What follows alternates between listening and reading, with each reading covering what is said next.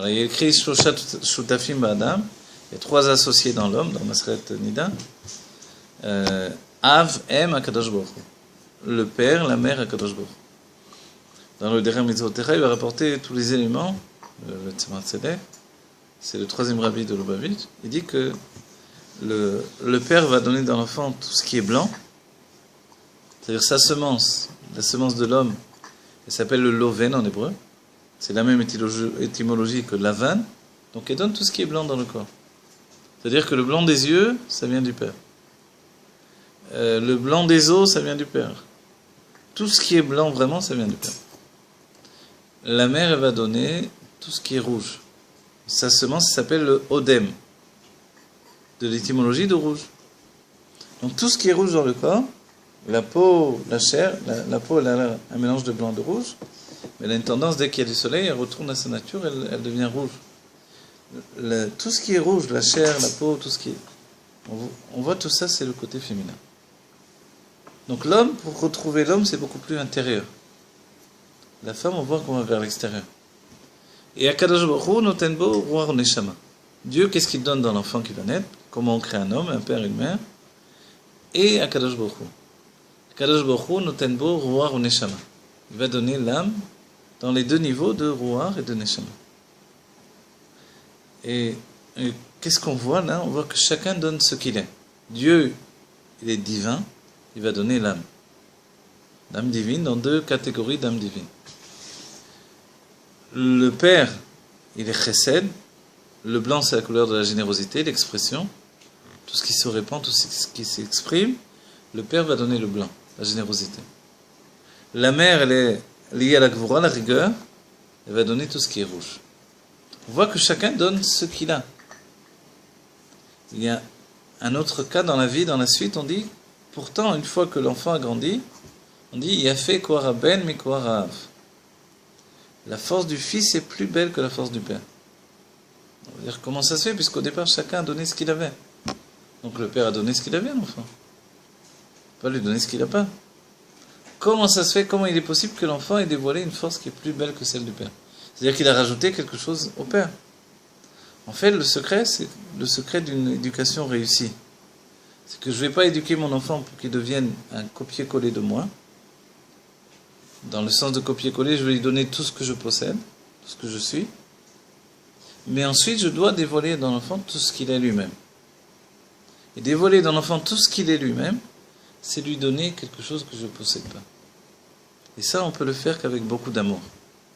Quand on a de l'amour, ça donne de l'abnégation, c'est-à-dire d'être capable de voir que l'autre a des qualités que moi j'ai pas. Au lieu de me donner de la jalousie, normalement un père n'est jamais jaloux de son enfant, en fait, je suis capable de mettre en avant, en valeur, toutes ces qualités que moi je ne possède pas. Pourquoi? Parce que non seulement je l'aime parce qu'il a des choses qui me ressemblent, mais je l'aime encore plus parce qu'il est différent. Et c'est ça une éducation réussie, quand je suis capable d'élever chaque enfant avec sa différence. Pas quand je veux faire de tous les enfants qui soient comme moi. Donc on comprend que le premier état même du don qu'un père et qu'une mère, que Dieu même fait avec la création d'un homme, d'un enfant, on lui donne ce que l'on est. Deuxième état, je lui donne ce que je ne suis pas. Vous avez compris comment je peux lui donner ce que je n'ai pas? En lui donnant ce que lui, il a et qu'il ne sait pas en fait. Tout mon travail, c'est de faire ressortir ce qu'il a. Et c'est comme ça qu'on dit qu'Abraham et Sarah, on a dit qu'ils avaient fait des guérim, et Yitzhak, il va revenir, il va retravailler. On dit c'est l'image des puits. Abraham, il a creusé des puits, et puis Yitzhak les puits ont été bouchés par les Plishtim, Yitzhak va revenir, il va déboucher les puits à nouveau. C'est quoi de déboucher les puits? Le rabbi l'explique. C'est qu'en fait, quand il voyait un homme dans lequel Abraham et Sarah avaient dévoilé l'amour et la crainte de Dieu, en fait, ça a été bouché par les Plishtim, c'est-à-dire que les autres ont vite fait de rendre les personnes très animales et matérielles. Vient Yitzhak et il prend avec un seau, il va sortir l'eau, il va creuser la terre même s'il faut, pour sortir l'eau qui était enfouie. Et à ce moment-là, l'amour et la crainte de Dieu qu'il y avait dans ces personnes-là est ressorti à la surface. C'est ce qu'on appelle de faire des guérim. l'eau, l'amour et la crainte ressortent à la surface. Donc en fait, cette qualité-là, en réalité, on la possède chacun d'entre nous. Et notre but dans la vie, c'est que si je peux aider quelqu'un, c'est de l'aider à se dévoiler et devenir lui-même. Le Baal Shem Tov dira dans l'image que je ne dois jamais dénaturer une personne. Et même si je fais faire tchouva à quelqu'un, je l'aide à faire tchouva, à revenir en fait à Dieu, à dévoiler ce qu'il y a de meilleur dans sa vie avec Dieu. En fait, je dois faire attention de ne pas le dénaturer. C'est quoi dénaturer? C'est que je dois l'aimer beaucoup pour le trouver beau. C'est-à-dire, si je vais vers lui et je dis, toi tu es pas religieux, tu es comme un animal, tu ne vaux rien du tout, il est évident que je vais le transformer en quelqu'un d'autre. Mais si je vais le voir et je vois que, en fait, c'est pas parce que j'ai une barbe, un chapeau et des lunettes que je suis mieux que lui, pas parce qu'il est en boîte de nuit et que moi je fais le kidouche pendant ce temps que je suis mieux que lui. Au niveau de l'âme, ça se peut qu'il soit plus élevé que moi. C'est juste au niveau du dévoilement qu'il y a une différence, c'est tout. J'ai dévoilé que je suis plus religieux, il n'a pas encore dévoilé, mais en fait il fait plein de mitzvot. Il y a des mitzvot qu'il fait mieux que moi. La mitzvah d'Avat Israël, c'est Kibboud Avahem. Il n'y a pas besoin d'avoir un chapeau ou une barbe pour faire la mitzvah de Kibboud Avahem et Avat Israël. D'après Rabbi Akiva, la mitzvah d'Avat Israël, c'est toute la Torah. Donc on voit que... Et le Rabbi dit un truc merveilleux, il dit combien de mitzvot il faut faire pour être religieux? Parce que quelqu'un lui dit je veux une bénédiction pour quelqu'un, il n'est pas très religieux. Et le Rabbi dit combien de mitzvot il faut faire pour être religieux? Compte tenu que chaque juif fait plein de mitzvot en fait. Donc il n'y a pas de... Le judaïsme, c'est pas une religion. C'est être juif. Être juif, c'est avoir une âme divine. Comment on a une âme divine? À la naissance, parce que ma mère est juive, ou alors quelqu'un qui veut venir au judaïsme parce qu'il a une âme juive en lui qui est en train de le bousculer, qui lui laisse pas de tranquillité. Donc il veut lui donner de se dévoiler. Donc en fait, le judaïsme, c'est être. Oui, être ou ne pas être juif, c'est la question. Le rabbi, on a fait une question, le rabbi a dit, il faut vérifier qui est juif dans la Aliyah qui vient en Eretz Israël. Quand j'ai travaillé comme boulanger il y a pas longtemps, là, il y avait une femme qui travaillait avec le groupe, et on a organisé Mincha, on a organisé, grâce à Dieu, de prier en minyan, etc., pendant le travail. Et le directeur là-bas, il explique qu'elle tient la boutique, quoi. Elle tient la boulangerie pendant que nous, on va faire Mincha. Il dit, c'est quoi Mincha? Alors, il explique on a des prières, les juifs, elle explique qu'on a des prières ici. Elle dit, vous êtes musulman? Je dis, qu'est-ce qu'elle a ça? Alors j'ai demandé, tu n'es pas juif? Elle a dit comme ça, mon grand-père est juif. En réalité, c'est ça, on se retrouve avec des tas de... Là, c'était une Russe. Et beaucoup de Russes sont rentrés en Eretz Israël parce que leur grand-père était juif, du côté du père. Donc, en fait, ils ne sont pas du tout juifs. Ce qui est grave, c'est que il va y avoir des mariages et des trucs. On peut penser que les enfants sont juifs et il y a des générations entières qui ne sont pas juifs. C'est pour ça que le Rabbi a dit qu'il faut absolument faire cette loi de Miou Yahoudi, pas laisser rentrer n'importe qui. Pas parce qu'il a un grand-père ou un arrière-grand-père juif qu'il peut rentrer en Eretz Israël comme ça. En fait, le peuple juif, c'est un peuple. Et ce peuple-là, c'est le peuple qui porte une âme divine en lui. Cette âme divine, ça veut dire quoi, âme divine? Ça veut dire une conscience divine. On va dire, ouais, mais tous les juifs n'ont pas conscience de leur âme divine, quoi. S'ils ont une âme divine, pourquoi ils n'en ont pas conscience? En fait, quand ils n'en ont pas conscience, on voit que les goïms vont leur rappeler qu'ils ont une âme divine. Quand il y a eu des guerres, quand il y a eu de l'antisémitisme, au passé, c'est Dieu, aujourd'hui c'est fini, il n'y a pas eu de différence entre les religieux et pas religieux. Un juif, il a beau cacher son judaïsme, le judaïsme il ressort à la surface. Moi je me rappelle, j'avais entendu une histoire de quelqu'un qui était parti travailler dans une usine de Renault, je crois, un truc comme ça. Et là-bas, c'était très parti communiste, et Front National et compagnie. Donc il est rentré là et il est venu pour l'emploi du travail. Donc il avait une kippa, il a mis une casquette, quoi. Bon, ils ont discuté, après oui, il correspondait. Et Alors maintenant, il est arrivé le moment, l'empereur, il a dit, mais vous allez toujours porter une casquette comme ça pour travailler? Alors lui, il était embêté maintenant. Qu'est-ce qu'il va dire il n'a pas envie de se découvrir la tête, quoi. Il est juif religieux. Alors il va carrément, il dit, écoutez, je suis juif, je peux pas me découvrir la tête. Et le directeur lui dit, mais vous pouvez pas porter, vous savez, cette calotte là qu'on met sur la tête à la place à la place de la casquette. En fait, c'est ça le truc, c'est que des fois on s'est fait tout un cirque, tout un truc, et finalement le gars il peut très bien aussi, parce que depuis longtemps il a compris que tu étais juif.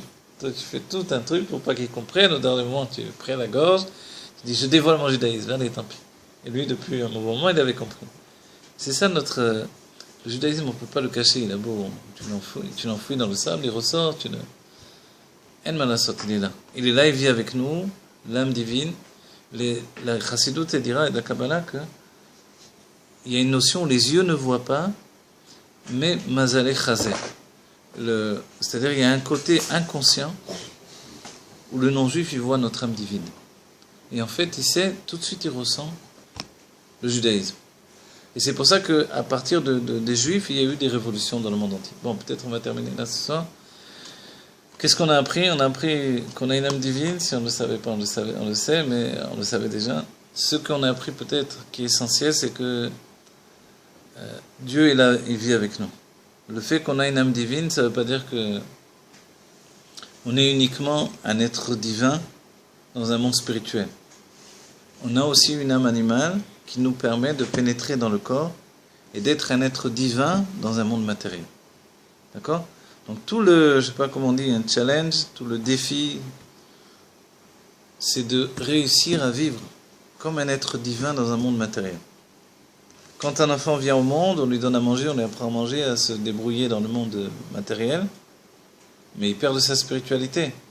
Notre travail ensuite, c'est de lui redonner la spiritualité qu'il a perdue en mangeant, en buvant, etc. D'accord?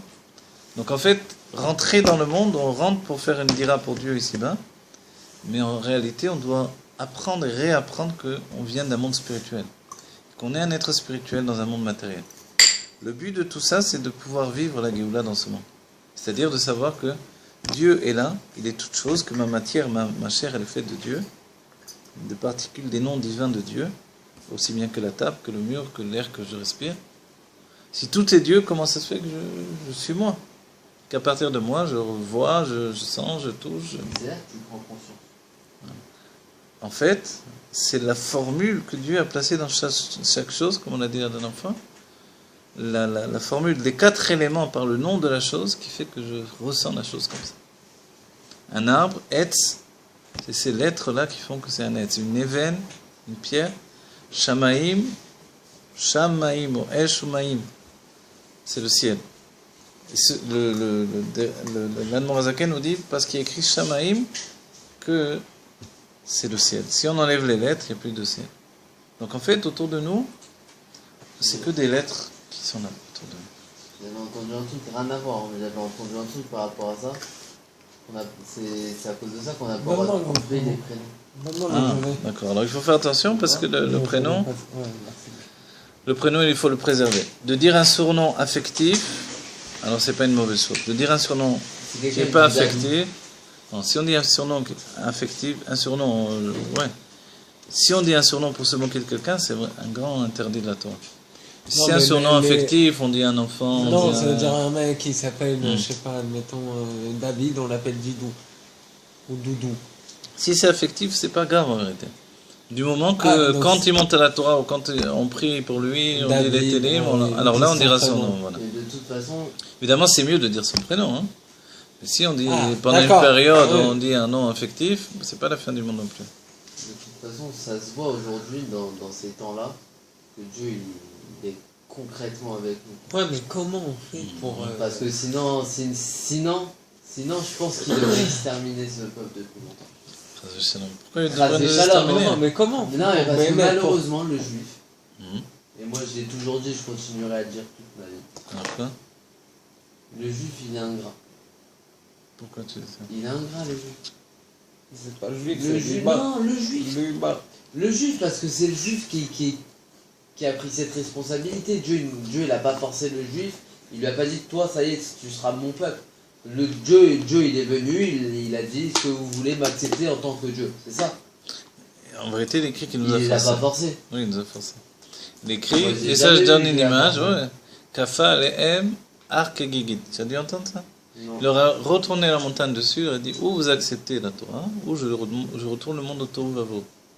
C'est de mes gommes, quoi. Ouais, mais la Chassidut, elle explique c'est quoi? C'est le plaisir. Dieu, parce qu'on va dire, c'est quoi cette image? Il a pris la montagne, c'est une image. Ouais. Qu'est-ce qu'il y a derrière l'image? On n'est pas des enfants, arrêtez de nous dire des images. Tu vois. L'image, elle est bien, mais qu'est-ce que ça veut dire? La Chassidut, elle explique, c'est que quand il s'est dévoilé, on a eu un tel plaisir qu'on n'a pas pu refuser. Tu comprends? C'est comme Arsinaï.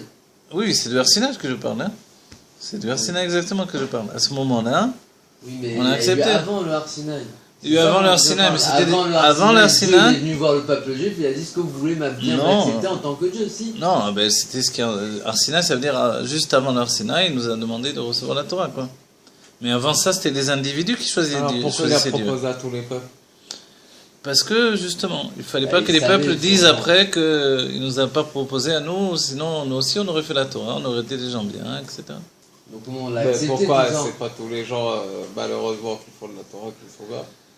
D'accord, c'est parce que derrière Ah, reste pardon. Kadma la Torah, quoi. Parce C'est-à-dire que qu'ils ne savent pas l'appliquer correctement. Voilà, mais la Torah vient pas effacer la personnalité d'une personne. Elle vient la dévoiler, quoi. La Torah, c'est un Donc, élixir de vie. On dit c'est un Donc, sam, on en revient, chaim il ou y en a samavel. qui s'en servent comme un masque. C'est-à-dire que si la personne elle a une tendance à chercher le pour ça mal, qu'il dit la que Torah le va juif, l'amener à on chercher le deviendra. mal aussi. Hmm? Bon, pour moi, ça ne changera pas, c'est comme ça. Non, non, mais dis-toi que quoi, les Juifs ont été ingrats après la Shoah, après tout ce qui s'est passé de Ouais, terrible. mais ils l'ont choisi. Ils ont choisi quoi? Ils n'ont pas choisi de Ils mourir. l'ont choisi. Ils ont Si, choisi la vie. Si, ils l'ont choisi. La Shoah, tout ça, ils l'ont choisi. Arrête de. À cette époque, ils l'ont Pardon. choisi, je suis désolé. Bah, c'était devenu des idolâtres à cette époque. À l'époque de Ça, quoi? De toute façon, Dieu, il n'a pas envoyé Hitler pour rien. Arrête de dire ça. On Pourquoi est- tu dis ça? on Mais est non, d'accord. il y a des tzadikim Non, comme des moi, gens. je vais du principe que c'est Dieu qui fait les choses. Toi, tu vas du principe que Dieu, c'est un c'est Dieu non, pas du punisseur. tout. Je dis pas que c'est Punisseur. un Dieu punisseur parce que On concrètement, dirait, s'il a envoyé la Shoah, c'est qu'il nous a punis, quoi. on a de la bracha, Bah, il nous fait gagner de l'argent, il nous on fait peut vivre, pas vivre il nous comme fait ça, respirer. toute sa vie. Non, mais Mais sais, c'est pas un en punisseur. soi, c'est une punition. Non, c'est pas une punition. C'est C'était quelque pour chose réparer. qu'on peut pas comprendre. C'était pour réparer quelque chose. Qui n'est pas de l'ordre humain. C'est pas un truc Ah, humain mais qui s'est de toute passé, façon, c'est c'est d'accord. clair. Mais il n'y a rien à truc comprendre après. inhumain. c'est- Comment les Allemands sont arrivés à devenir Mais c'est bien Dieu pire que des animaux Il sauvages, a créé. pire, parce que c'est sans Ah, il y a- considération, à devenir des démons, quoi. Comment ils en sont arrivés à Mais ça? c'est Dieu Eux-mêmes, qui a ils rencontré peuvent ça. même pas l'atterrir. Atroce, on peut toujours. Hmm? On a Il y a eu une beaucoup date. de périodes atroces. Bien sûr. Alors c'est pour ça qu'on Il y a ne eu peut pas dire, l'Inquisition, voilà. il y a eu les Romains. C'est pour ça ce que tu dis, c'est dur Oui, mais- par rapport à tout ce qu'on a traversé dans tous les temps. Mais tout ce qu'on a traversé, ça ça va. vient du principe où c'est quelque chose, si de toute façon, Dieu, c'est Ouais, pas un j'ai punisseur, Dieu il nous envoie pas quelque chose pour rien par. Ouais, comme donc ça. ce que tu veux dire, Ça, c'est c'est- qu'il l'a choisi. Si veux dire, c'est reçu une un éducation éclair, divine. Si on a reçu un romain comme un Chorons, tout ça, Hmm. c'est que forcément on a fait une connerie. Non, c'est pas une époque comme ça, là, mais je vais te dire des choses. Comme la faute du veau d'or.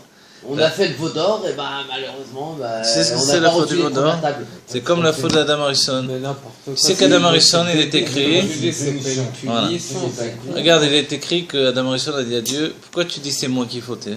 La Torah elle a précédé le monde. Et dans la Torah, il y avait déjà écrit Adam qui amoud Baoel. Donc tu dis que c'est moi qui ai entraîné la mort dans le monde parce que j'ai fauté. Mais la mort, elle existait déjà dans la Torah. Après, c'est vrai qu'on dit que la mort aurait dû être spirituelle et non pas matérielle. Mais c'est pas faux ce qu'il a dit. En réalité, Dieu voulait qu'il faute. Le rabbi écrit noir sur blanc. Et Adam Harrison lui-même a compris qu'il devait fauter. Pourquoi? Pour que le monde rentre dans un talir de tchouva. La tchouva, c'est de tomber dans les forces du mal pour les transformer en bien. Tu vois? Ouais. C'est-à-dire que prendre conscience de notre chute pour devenir quelqu'un qui s'élève largement au-dessus de la chute. La Yerida, l'Etzoreralien. On chute pour s'élever. Mais maintenant, c'est pas, le monde n'est pas aussi simple que ça. Blanc, noir, on n'est pas des enfants. Tu comprends? Ce que tu dis, ça allait jusqu'à un certain point de vue. Aujourd'hui, on veut avancer un peu plus. La Chassidut, Chabad par exemple, elle vient nous faire comprendre la Kabbalah de manière profonde, ce qu'on dévoilait seulement de Tzadikim. peut plus vivre avec l'idée je faute, je prends sur la tête, et du matin au soir, qu'est-ce que j'ai fait au bon Dieu pour avoir ça ben, ça y est, on est des adultes. On va pas toujours nous raconter, Alors, tu vois. c'est n'importe quoi. L'enfant, c'est pas une vie de. Tu sais, quand tu es obligé. Quand tu es tu obligé d'intimider ton enfant. C'est pas Chazvé Shalom, quand je dis ça, ça veut pas dire. Ça veut dire. Non, je sais, mais il faut sortir de cette idée-là, d'accord? Parce que servir Dieu, vivre pour Dieu, c'est beaucoup plus fort que mourir pour Dieu. 6 millions. Non, j'ai pas dit ça. Mais le rabbi, tu sais, quand on a posé la question au rabbi, qu'est-ce qu'il a dit? Il a répondu le passo qui marche à votail ou marche à votail. Les pensées de Dieu ne sont pas nos pensées. C'est quelqu'un m'a dit, Arié Yehuda, le Leb, je crois que c'est le nom de famille, m'a dit aujourd'hui, dès que l'on a, et c'est quelque chose qui est écrit dans la Rizal, dès que l'on a une vision de nos vies avec tous les Gilgulim, toutes les réincarnations, il est évident qu'on n'a pas la même vision des choses. Parce que j'ai une vie d'ensemble.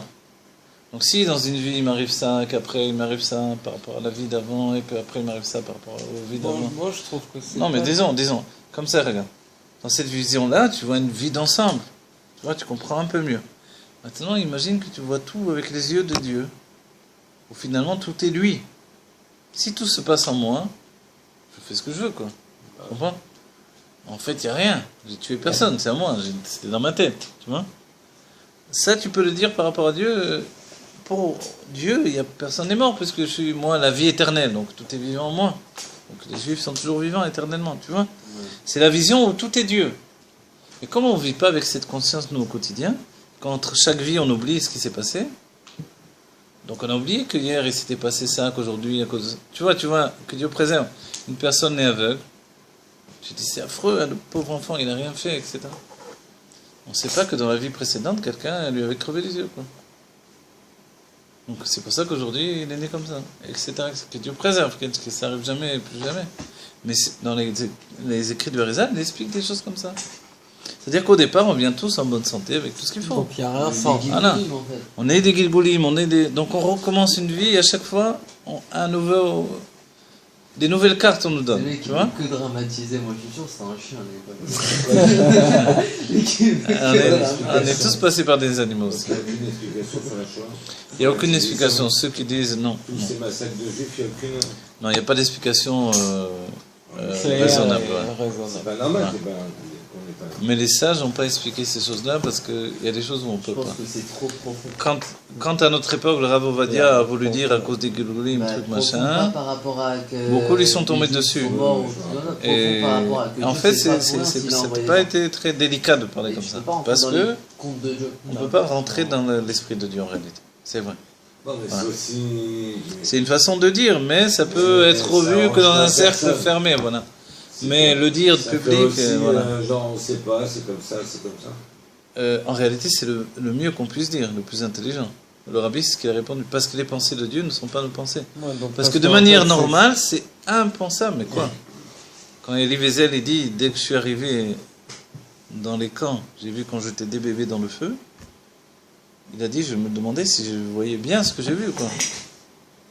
C'est-à-dire qu'après, il a dû même demander à d'autres, est-ce que vous avez vu comme moi? Parce que tu comprends? À peine tu mets le pied là-bas, il a vu ça, il a vu qu'on prenait des enfants, qu'on les jetait dans le feu, quoi. Etc., etc., et tout ce qui s'est fait. C'est-à-dire que, quoi, c'était des hommes, c'était des démons, c'était pas des hommes. Mais au départ, c'était des hommes, normalement. Comment ils ont basculé pour devenir des démons, ces gens-là? Des hommes bien éduqués, raffinés, Ouais, c'est trucs. pour ça Ils faisaient du piano, ils étaient artistes, trucs, machin.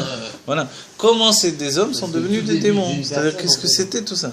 Qu'est-ce qui s'est passé à ce moment-là? Donc il y a quelque chose qui a basculé. On est rentré dans une dimension, dans le gnome, quoi. Ce que tu dis, ce que tu. Ah ouais, bah. Alors voilà, de toute façon, pour oui. moi, ce qu'il faut terminer, on ne termine pas avec ça, Chazé Shalom. Pour nous, on doit terminer avec des bonnes choses, se dire qu'aujourd'hui, notre valeur en tant que juif, c'est de vivre Bekidush Hashem, comme a voulu vivre Avraham Avinu, pas comme Rabbi Akiva, qui voulait mourir toute sa vie, Bekidush Hashem. On veut vivre, et c'est plus dur de vivre Bekidush Hashem.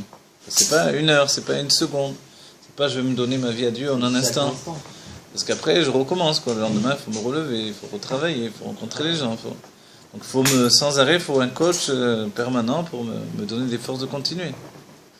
Et ça, c'est plus dur. Et c'est là où finalement, dans notre vie, on devient quelque chose un être de valeur. C'est quoi notre valeur? C'est de tenir le coup au bout du compte. De tenir le coup et d'avancer et finalement, on ne fonctionne pas d'après l'intellect. Il y a quelque chose qui nous pousse. On n'a aucune raison de servir Dieu dans un monde matériel dans lequel on se trouve, si ce n'est quelque chose qui dépasse la raison. Et ça, c'est le fait qu'on a une âme divine et que Dieu nous dirige à partir de sa lumière divine. Et l'exil, c'est que on ne voit pas Dieu qui nous dirige. On ne voit pas que tout est Dieu. Et la Géoula, c'est qu'enfin Dieu se dévoile et on voit que tout est Dieu. On est dans la Géoula, mais qu'on n'ait que du bien tangible et véritable, qu'il n'y ait plus jamais de mauvaises choses, ça soit terminé. Amen. On n'a plus besoin de fixer notre valeur par rapport à des épreuves douloureuses. On a besoin juste de dévoiler le bien qui est en nous et de rajouter dans le bien. Voilà. Que Dieu donne vite. La Géoula, mais tu vas Attends, je vais arrêter le cours là comme ça. Ça, si tu veux poser une question personnelle. Non, j'ai vu une Sierra du Rabia.